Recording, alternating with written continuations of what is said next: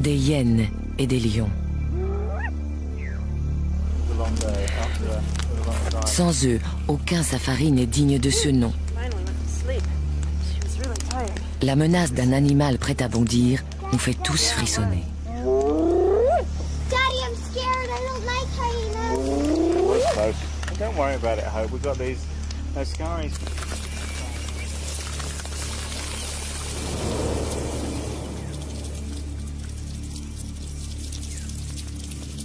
Une communauté impitoyable, programmée pour l'attaque. Yeah, what's the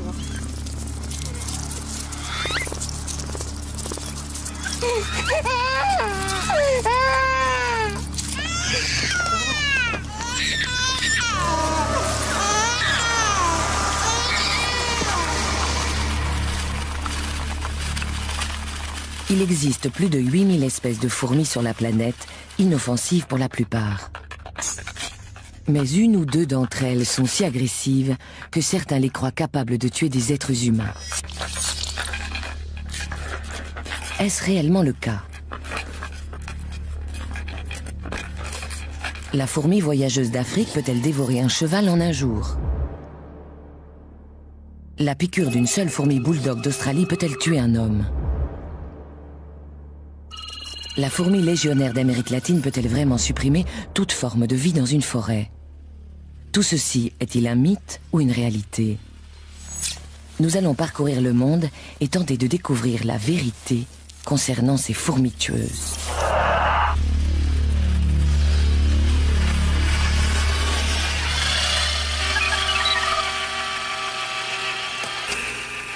Voici Landcam, la caméra à fourmis conçue pour s'infiltrer là où nul autre objectif n'est encore allé explorer. C'est notre seule chance d'approcher sans risque ces insectes minuscules et d'obtenir des images inédites.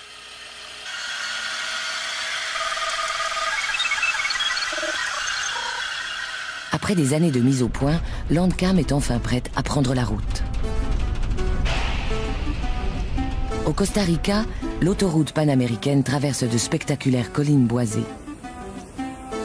C'est le parc national de Santa Rosa. Il abrite l'un des insectes les plus meurtriers du monde, la fourmi légionnaire.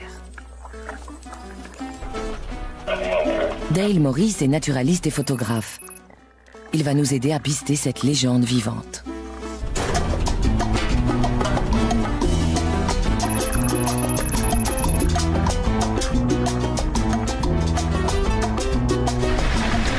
C'est vraiment un environnement à fourmis, non?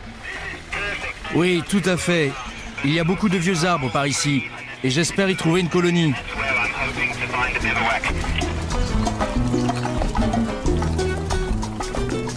C'est chose faite. Armés de notre Landcam, nous allons suivre ces fourmis légionnaires en plein cœur de leur territoire. Si l'on en croit les films d'horreur, elles détruisent tout sur leur passage.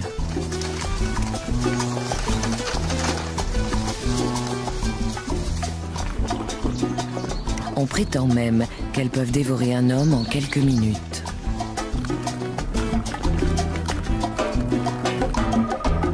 La colonie composée d'1 million d'individus est installée dans ce tronc d'arbre. Comment va se passer la première rencontre avec Landcam? Sera-t-elle attaquée ou réussira-t-elle à les amadouer?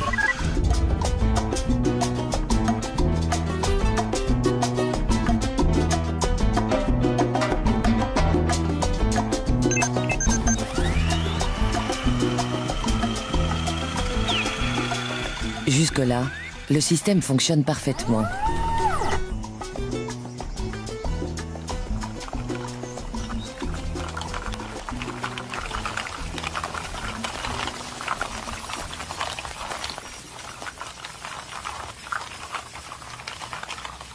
En découvrant le nid, on a l'impression de pénétrer dans un autre monde, les structures principales n'étant composées que de fourmis.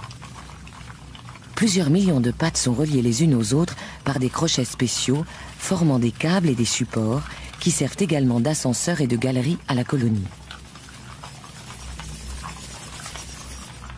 À mesure que Landcam s'enfonce dans le nid, le spectacle devient encore plus déroutant. Chez les fourmis légionnaires, la division du travail atteint des proportions incroyables. Il y a des sentinelles, des ménagères, des fantassins et des nourrices, tous issus d'une même reine. Elles sont motivées par un but commun, nourrir et protéger les centaines de milliers de cocons abritant chacun un bébé fourmi. À part la reine, elles sont armées chacune d'un ovipositeur modifié en aiguillon. Et dans la forêt, tout le monde le sait, tous ceux en tout cas qui sont nés ici.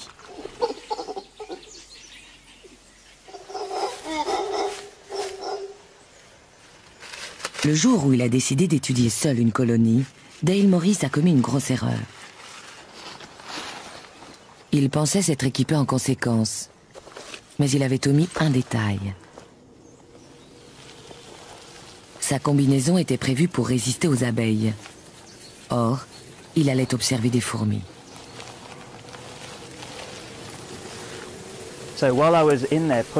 J'essayais de faire sortir les fourmis qui me recouvraient peu à peu. Quand j'ai commencé à sentir des piqûres vers le visage, le cou et autour des yeux. Ce n'était pas normal du tout. J'ai alors concentré ma vision sur les contours du masque et j'ai vu plein de fourmis entrer à l'intérieur.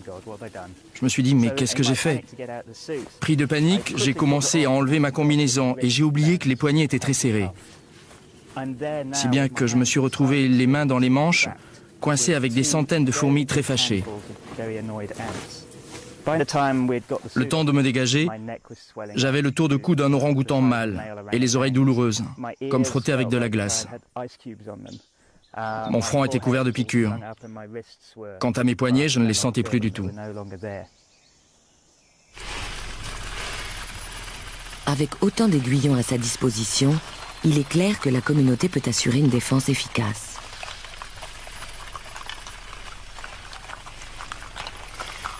Avant toute chose, la colonie doit pourvoir à son approvisionnement en nourriture. Quel est alors son plan d'attaque?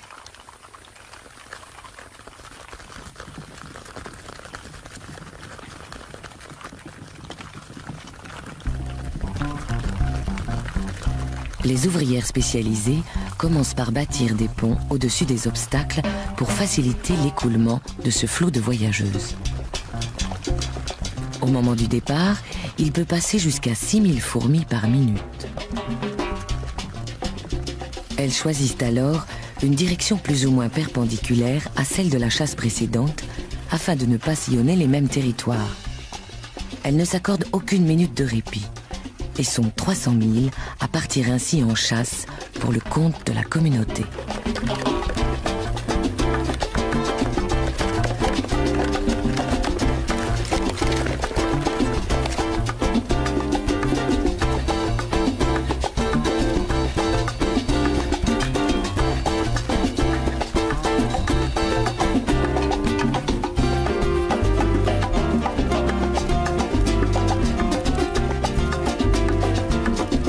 L'armée en marche s'organise comme un arbre composé d'un tronc principal qui se divise en branches de plus en plus fines.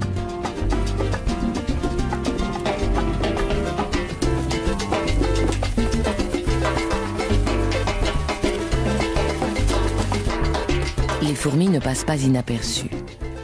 Après plusieurs millions d'années, leurs proies ont appris à repérer leur langage olfactif et fuient au plus vite le massacre à venir.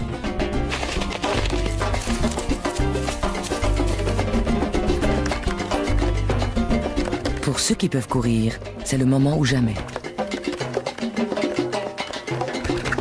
Mais la troupe opère des changements soudains de direction. D'abord à gauche, puis à droite. La plupart des fugitifs finissent par être pris au piège. Et les fourmis légionnaires sont sans pitié.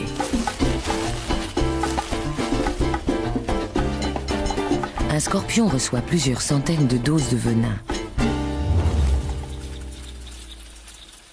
Quelques secondes plus tard, il est submergé. Les fourmis peuvent ainsi immobiliser des adversaires qui font plusieurs centaines de fois leur taille. Voilà pourquoi certains se demandent si les êtres humains ne figurent pas eux aussi au menu des fourmis légionnaires. Cependant, les tortues semblent facilement distancer leur avant-garde.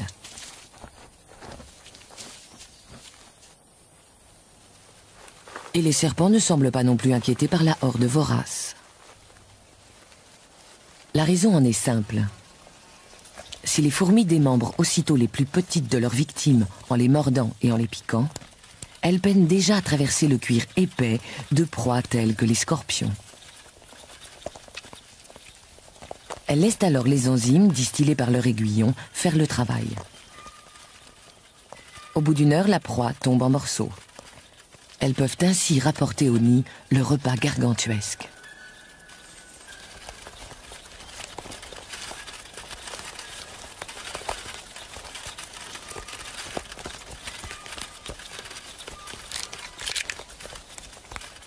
La plupart des fantassins font également office de porteurs. Leurs mandibules sont conçues pour transporter et non pour couper. Comme dans toute armée, le commandement est réparti. Chacun des porteurs assume un rôle de chef et recrute de l'aide pour traîner le gibier jusqu'à la fourmilière. Dans l'ensemble, cependant, le commandement et le système de contrôle restent mystérieux. Les fourmis transmettent et captent des messages chimiques très complexes. Mais cet alphabet n'a été que partiellement décrypté.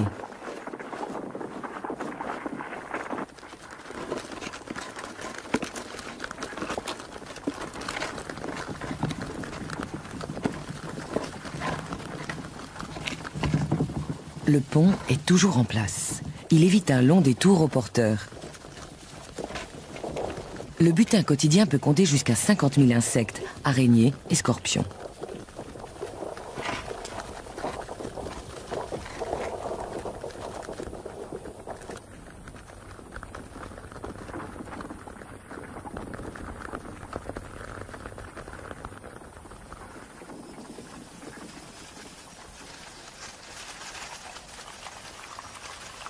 À l'intérieur, les nouvelles réserves de nourriture sont réparties équitablement au sein de la communauté.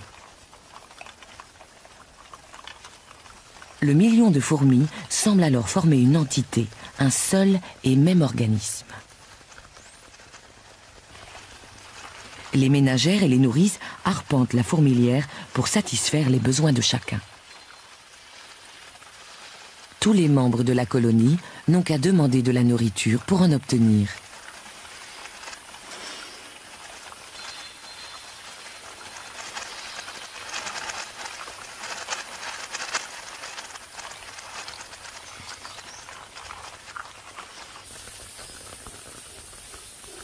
À la tombée de la nuit, il y a de l'agitation dans l'air.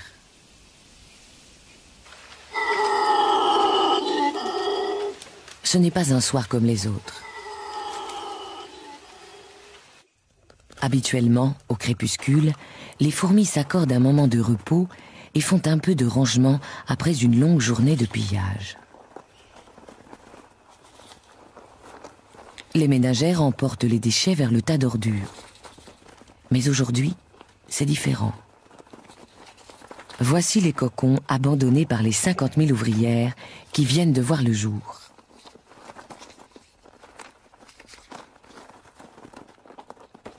Ce soir, les fourmis vont nous offrir un spectacle unique.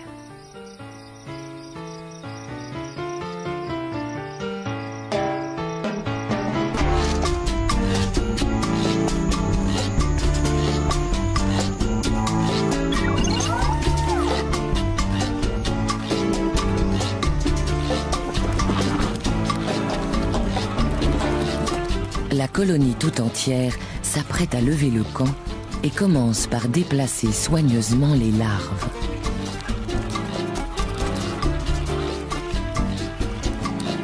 Dehors, les grands soldats coordonnent la manœuvre. Ils n'ont que quelques heures pour évacuer l'ensemble de leurs troupes. Comment la décision a-t-elle été prise? La reine gouverne-t-elle en monarque absolu ou les ouvrières ont-elles exprimé un vote chimique? Quoi qu'il en soit, personne ne proteste. C'est l'une des merveilles du monde naturel. La migration massive d'1 million de fourmis en une seule soirée.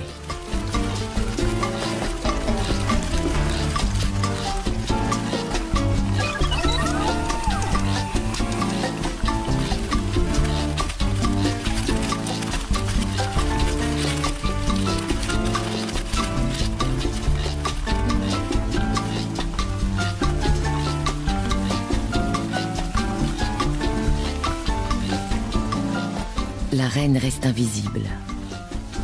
Elle échappe aux lumières inquisitrices de Landcam en se dissimulant derrière sa garde personnelle. Seule une lumière infrarouge, invisible pour les fourmis, mais pas pour notre caméra, permet de traverser cet écran de sécurité et d'entrevoir sa majesté.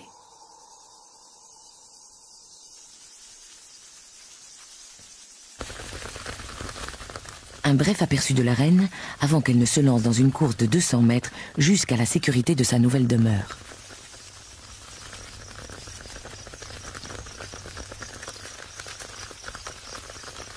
Pour la colonie, c'est le début d'une période d'errance. Pendant les 3 semaines à venir, les fourmis se déplaceront toutes les nuits en quête de nouveaux territoires de chasse.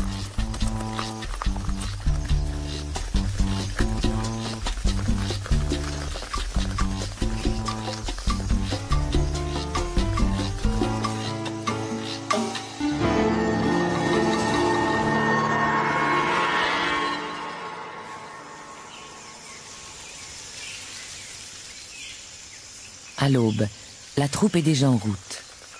Il n'y a pas de temps à perdre. Les nouveau-nés ont faim. Bientôt, les fourmis arrivent à l'entrée du centre de recherche de la forêt tropicale de Santa Rosa. Quel genre de nourriture espèrent-elles trouver ici? Et quelles sortes d'offensives peuvent-elles mener contre les humains? Elles font d'abord le tour de leurs victimes habituelles, dont certaines se réfugient dans des lieux insolites.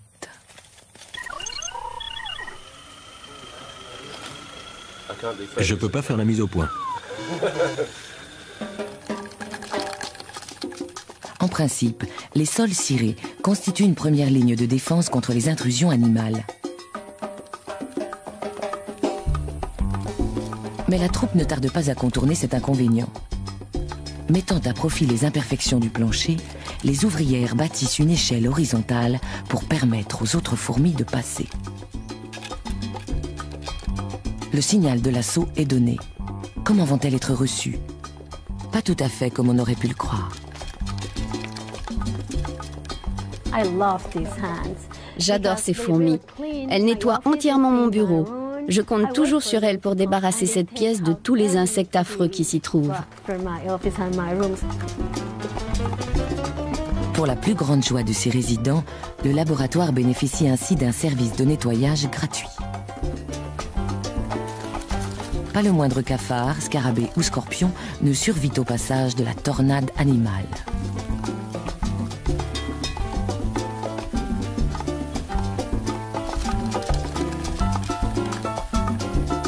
Et qu'en pensent les gens qui vivent en dehors du parc? Comment les fermiers et les éleveurs costaricains accueillent-ils la visite surprise d'1 million de fourmis?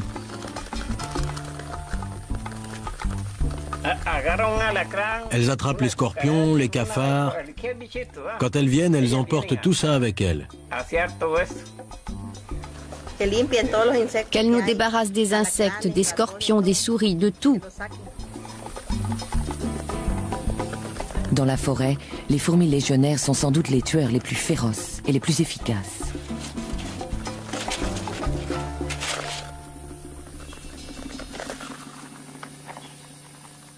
Mais au Costa Rica, les fourmis ne sont pas les ennemis des êtres humains, même si une vision comme celle-ci sème la panique dans les esprits.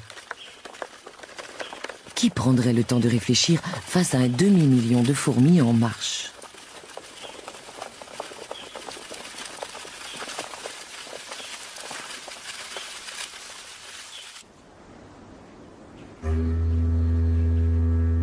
De l'autre côté de la planète, au sud de l'Australie, sur l'île de Tasmanie, vivent des fourmis qui n'ont rien de sympathique.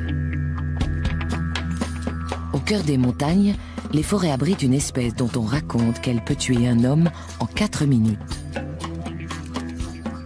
Les fourmis bulldog sont parmi les plus grosses du monde. Très primitives, elles rappellent les guêpes et sont moins sociales que les fourmis légionnaires.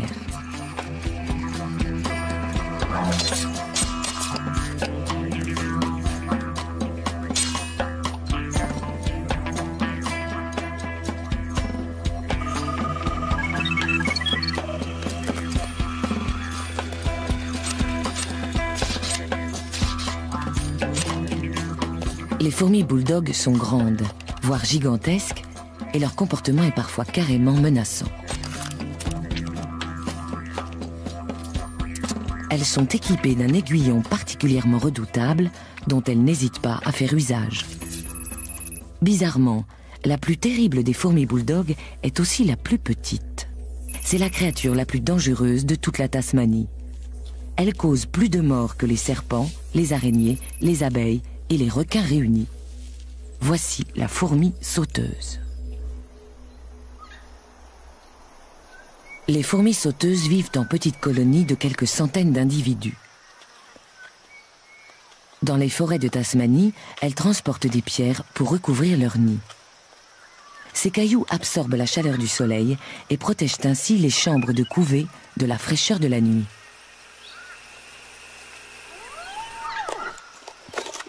Avec une force équivalente, un homme pourrait soulever une voiture et la faire passer par-dessus la clôture de son jardin. Mais aujourd'hui, un nouvel habitat encore mieux adapté à leurs besoins s'offre aux fourmis. La banlieue. Tout autour de Hobart, les humains ont créé un parfait mélange de soleil et d'ombre au sein duquel elles semblent prospérer.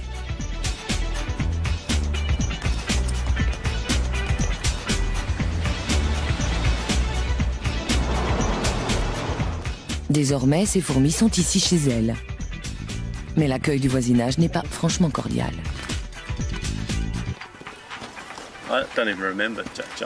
Je crois que mon premier souvenir des fourmis sauteuses remonte à mes 10 ans.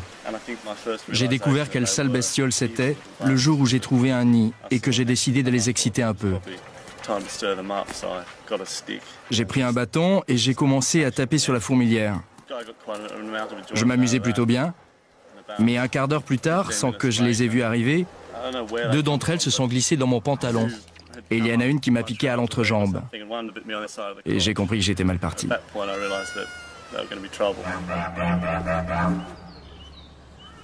Pour beaucoup de Tasmaniens, la première piqûre marque le début d'une haine viscérale.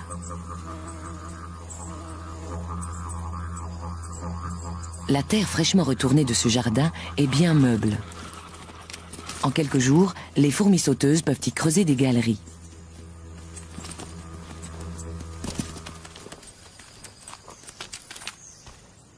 Le nouveau nid peut passer inaperçu pendant plusieurs semaines. Il y a suffisamment de soleil ici pour éviter aux fourmis d'aller chercher des pierres. Elles s'adonnent alors à leur passe-temps préféré, l'agression. Dès que l'Andcam s'approche de trop près, elles montrent leur vraie nature. Dotées d'une excellente vision, elles nous repèrent immédiatement et ne craignent pas de se battre si nécessaire.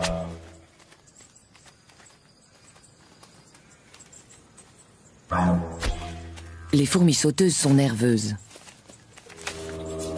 et pas vraiment partageuses. Plus individualistes que les fourmis légionnaires, elles s'affrontent régulièrement entre elles.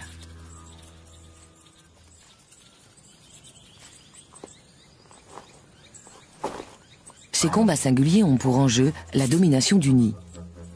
Les autres n'interviennent pas.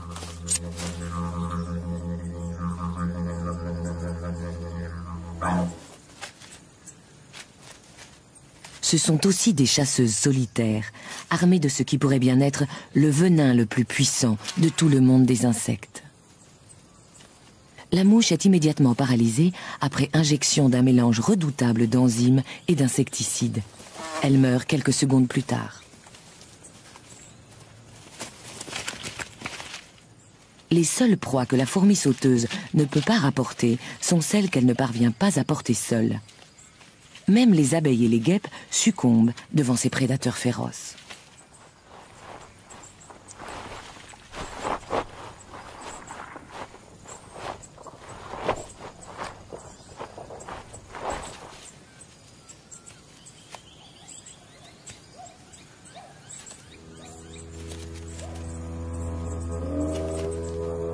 Ce sont de vraies guerrières. Les moindres mouvements ou vibrations les mettent en alerte. Et bien souvent, nous en faisons les frais.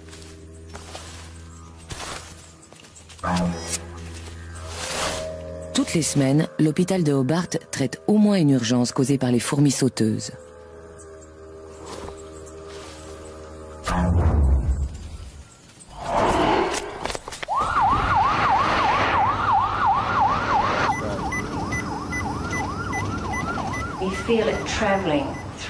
On sent le venin voyager dans le corps et ça devient chaud, comme si un liquide brûlant courait dans vos veines. Très vite, le corps tout entier cesse de fonctionner, en à peine quelques minutes. On sent la vie s'échapper, c'est vraiment terrifiant. Cette fois-ci, elle s'en sort bien. Une injection d'adrénaline la ramène à la vie. La dernière fois, il s'est passé 7 minutes entre le moment où on a appelé l'ambulance et le moment où elle est arrivée. On ne sentait déjà plus mon pouls, ni aucune des fonctions vitales. Le docteur Simon Brown est spécialisé dans le traitement des chocs anaphylactiques, les réactions allergiques graves. Environ 1% de la population présente des antécédents de réactions graves, exigeant un traitement à l'adrénaline. Ça fait 4000 personnes susceptibles de mourir en cas de piqûre. Le chercheur tente de mettre au point une solution ingénieuse à cette menace. Il commence par aller chercher quelques spécimens de ces terreurs miniatures en prenant soin de ne pas se faire piquer. C'est leur venin dont il a besoin. Utilisé à dose homéopathique, il peut peut-être servir d'antidote.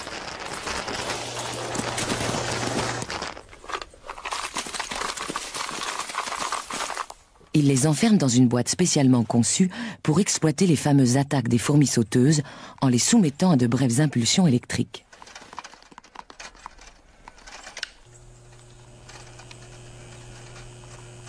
Dès que le courant traverse les fils conducteurs, elles s'énervent et piquent la surface du verre.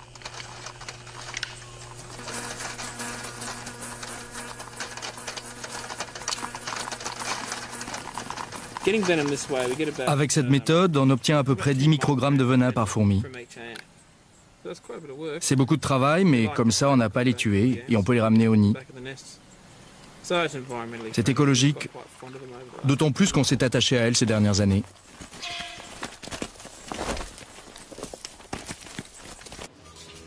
Lors du protocole médical, le Dr Brown administre un antidote à base de venin à la moitié des patients. S'il est efficace, ils réagiront à peine à la prochaine piqûre. Les autres reçoivent un placebo, une injection neutre destinée à leur faire croire qu'ils ont été vaccinés.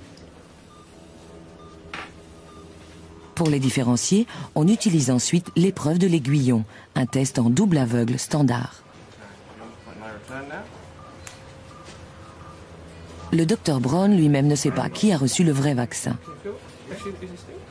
Pour quelqu'un qui a grandi avec une peur mortelle de ces fourmis, c'est une véritable épreuve. C'est parti.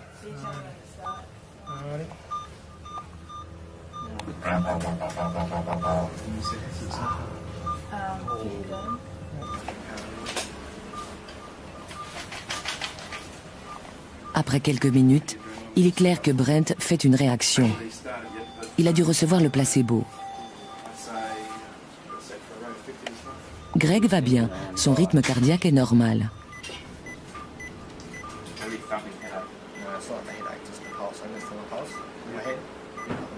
Le visage de Brent devient rouge. Son pouls s'emballe. Sa tension artérielle monte en flèche. Il présente tous les symptômes d'un choc anaphylactique. Son corps déclenche une réaction de panique face à l'invasion du venin. Sans adrénaline, il pourrait mourir en quelques minutes d'une crise cardiaque ou de suffocation, car l'air ne passe plus dans ses voies respiratoires.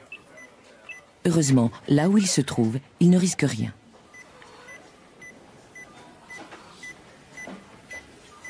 La bonne nouvelle, c'est que le traitement du Dr Brown est efficace. Aucun des patients vaccinés au venin n'ont réagi à la piqûre. Brent n'aura plus jamais à vivre pareille expérience. D'un point de vue allergique, la fourmi sauteuse peut être considérée comme la plus dangereuse de toutes les fourmis. Elle est agressive, elle s'éloigne beaucoup du nid et elle pique tout ce qui bouge. Si elle était aussi répandue dans le reste du monde, des centaines de milliers de gens vivraient sans doute avec la peur quotidienne d'être piqués et d'en mourir.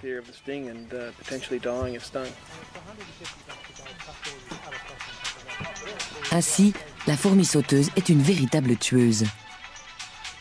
Mais elle ne choisit pas de nous tuer. Pas plus qu'elle ne nous considère comme un éventuel repas.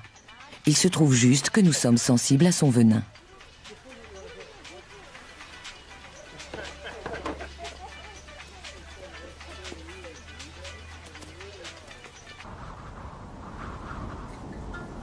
De l'autre côté des mers, en Afrique orientale, vit une fourmi vraiment terrifiante et qui pourrait bien ne voir en nous qu'une réserve de chair fraîche. Les versants du mont Meru, en Tanzanie, sont tapissés d'une forêt luxuriante, mais étrangement silencieuse. Où sont donc passées toutes les silhouettes familières de la faune africaine? Les éléphants eux-mêmes ont disparu. Certains ici blâment ces fourmis. Les fourmis voyageuses, également appelées les siafous.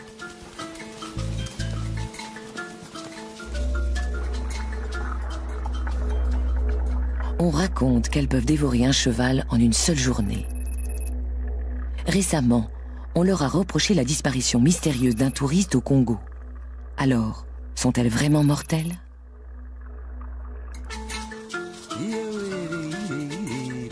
Dans presque toute l'Afrique, les nomades se sont fixés et ont défriché la forêt.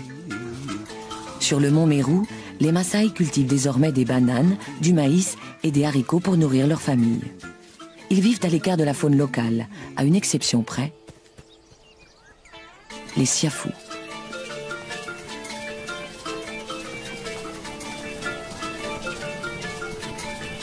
Tout comme les fourmis légionnaires, les siafous voyagent en quête de nourriture, avec cependant une différence fondamentale.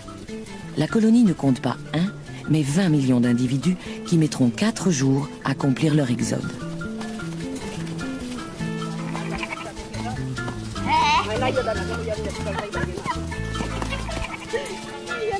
Les siafous inspirent sans aucun doute le respect et personne ne cherche à les déranger.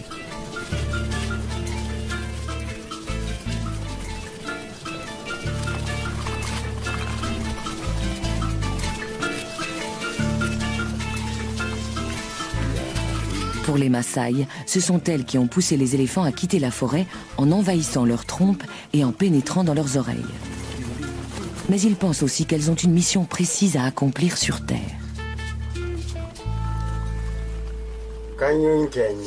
C'est Dieu qui a créé les siafous pour que cet endroit reste propre. Elle nous débarrasse des cadavres. Landcam en main, nous allons tenter de faire la part du mythe et de la réalité. Merde! Contrairement aux légionnaires, les siafous n'ont pas d'aiguillon. Mais leurs mandibules extraordinairement acérées tranchent à peu près n'importe quoi. Et dès que les grandes ouvrières ont découpé le cuir de leurs victimes, leurs petites sœurs peuvent attaquer la chair plus tendre. Je crois que je vais battre en retraite. Je m'avoue vaincu. Siafou 1, réalisateur 0. D'où l'utilité de Landcam. Elle ne connaît pas la douleur.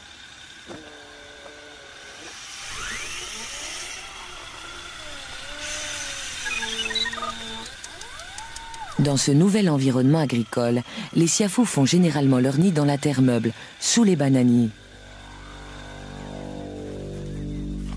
Les ouvrières ouvrent frénétiquement la voie au flot ininterrompu des nouvelles arrivantes.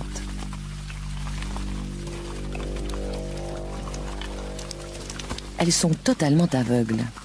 Tous les ordres se transmettent par le toucher et l'odorat. Leurs corps sont couverts d'émetteurs et de capteurs chimiques. Dans cet univers obscur, elles creusent une fourmilière pouvant accueillir 20 millions de leurs sœurs.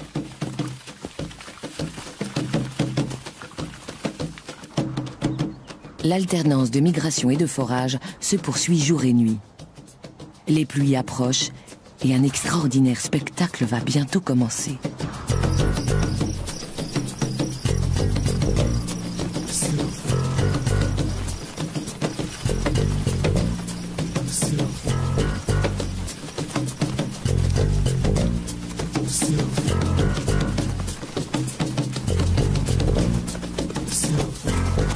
Non loin de la communauté, une étrange créature rôde, comme attirée par la colonne de fourmis.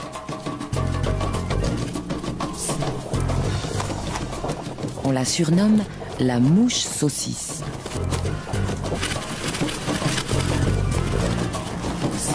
À peine croisent-elles leur chemin qu'elle est attaquée par les fourmis.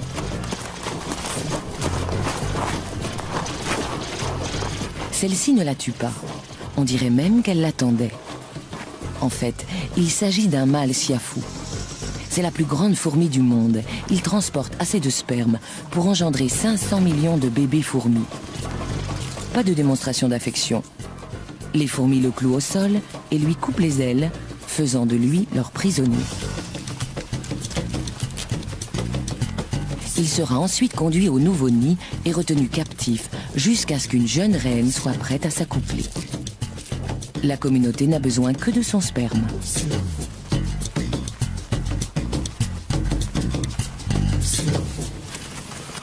La colonne s'enfonce sous terre avant d'atteindre enfin le nid. Landcam braque ses lumières sur les sentinelles qui montent la garde contre les prédateurs souterrains.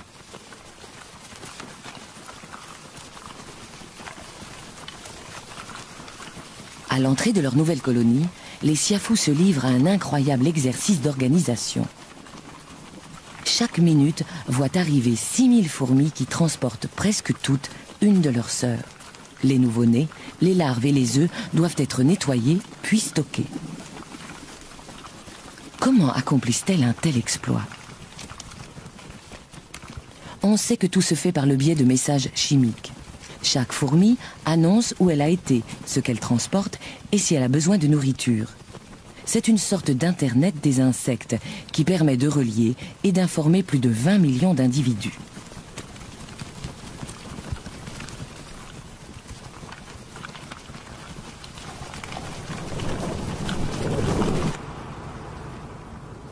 Dans ce gigantesque bunker souterrain, les siafous ont élevé l'organisation sociale au rang d'art. En formation serrée, les soldats créent une structure solide qui enveloppe l'apparent chaos intérieur. Ces millions de fourmis entassées génèrent suffisamment de chaleur pour élever la température du nid de 4 degrés, maintenant ainsi la couvée à son taux de croissance maximum. Mais ces 20 millions de bouches auront bientôt besoin d'être nourries. Il est temps pour l'infanterie de se remettre au travail. Les siafous passent la plus grande partie de l'année à sommeiller en menant une vie exclusivement souterraine. Mais avec l'arrivée des pluies, l'air se remplit d'insectes. Et c'est ce qui attire les fourmis à la surface. Les plus féroces prédateurs d'Afrique émergent alors par millions.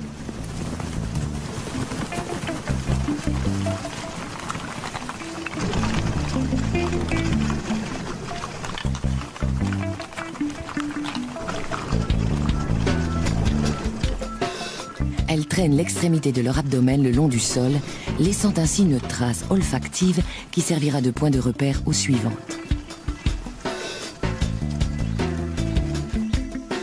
Elles se dirigent vers un champ de haricots. Pour tous ceux qui s'y trouvent, c'est l'apocalypse.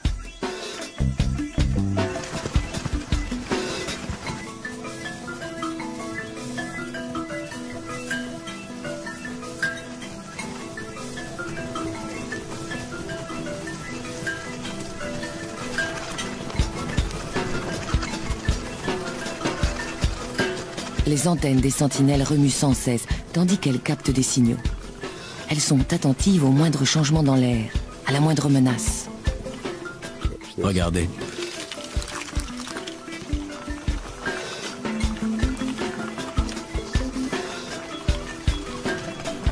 La colonne s'enfonce plus avant dans les champs des Maasai.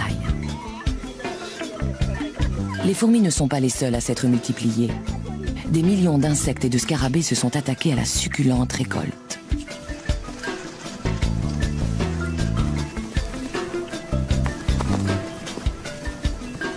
Cette fois, les siafous ne font aucun prisonnier. Avec une extraordinaire rapidité, elles appellent d'autres recrues sur le front.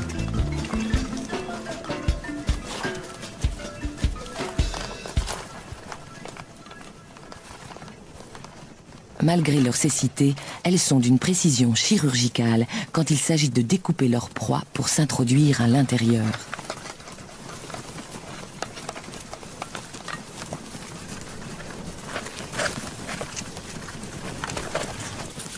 Même les chenilles armées de poils venimeux ne ralentissent pas la cadence des fourmis. Comme tous les autres, elles sont dépecées et emportées. Les siafous nettoient ainsi les champs quotidiennement. À tel point qu'elles font désormais partie intégrante de la communauté agricole. Chaque colonie de fourmis détruit en moyenne 2 millions d'insectes nuisibles par jour. 2 millions d'animaux qui s'attaquent régulièrement aux moyens de subsistance des fermiers. Même celles qui semblent ne rien transporter ont en fait la bouche pleine d'un fluide nourrissant prélevé sur leurs victimes.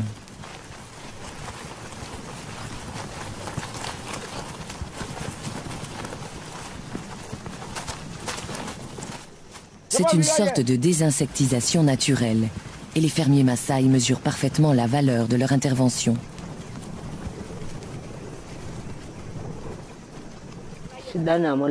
Quand on voit les siafous, ça veut dire que l'année va être bonne. Elles tuent tous les insectes qui attaquent le maïs ou les haricots. Les siafous sont utiles, elles protègent les récoltes.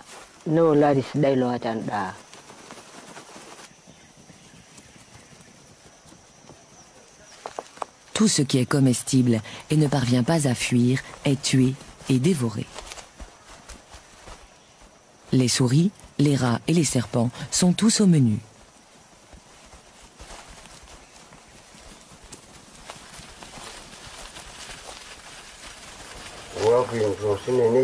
Je connais quelqu'un qui a été tué par les fourmis. Peut-être qu'il était ivre ou malade, mais en tout cas, on l'a retrouvé le lendemain matin, recouvert de siafous. Si bien que tout le monde pense que ce sont elles qui l'ont tué.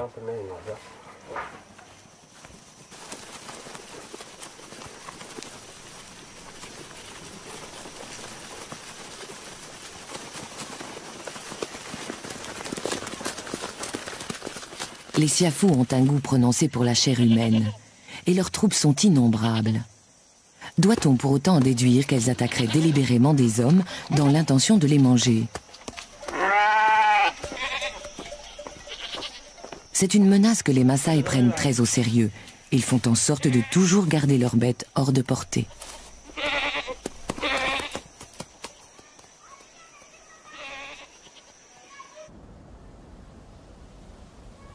Quand la fraîcheur du soir envahit les versants de la montagne, les fourmis partent généralement dormir. Mais si la nuit est chaude, elles continuent à chasser dans l'obscurité.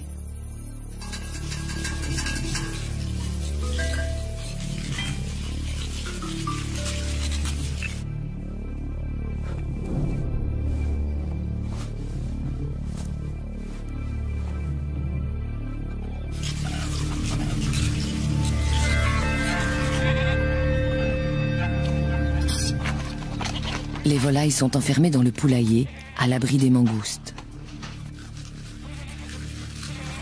Quelques fourmis représentent un extra, riche en protéines. Le problème, c'est que pour chaque fourmi avalée, il en arrive 1 millier d'autres.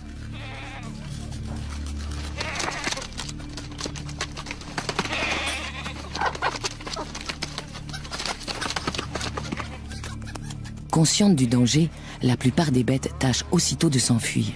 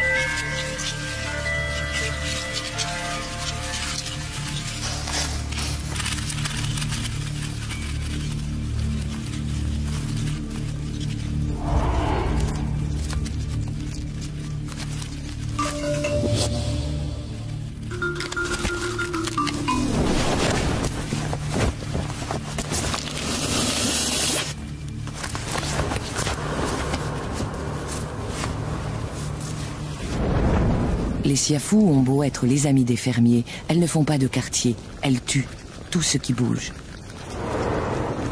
Le feu est le seul moyen de les arrêter, mais pour les poules, il est déjà trop tard.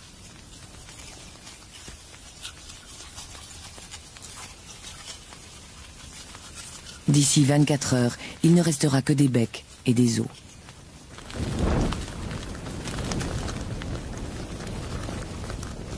Pour les siafous, la mort d'une centaine de milliers de soldats est sans conséquence. C'est une perte superficielle et la campagne de la nuit reste un succès. Les Maasai considèrent les fourmis comme une nuisance, parfois même comme un danger.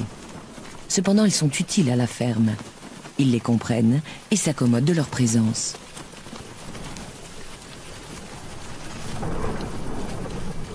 Mais pour les étrangers, la toute première rencontre avec les fourmis voyageuses est souvent problématique. Aujourd'hui encore, de terrifiants récits circulent. On était venu rendre visite aux Maasai avec des amis à nous. Ils vivaient dans la région et avaient amené leur bébé avec eux. L'enfant était fatigué, si bien que j'ai suggéré de le mettre au lit. Je leur ai montré la tente et je suis revenu près du feu, où j'ai continué à profiter de la soirée.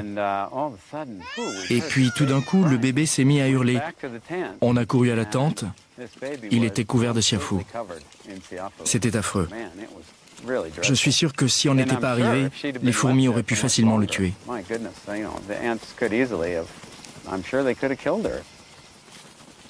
L'histoire n'a rien d'inhabituel.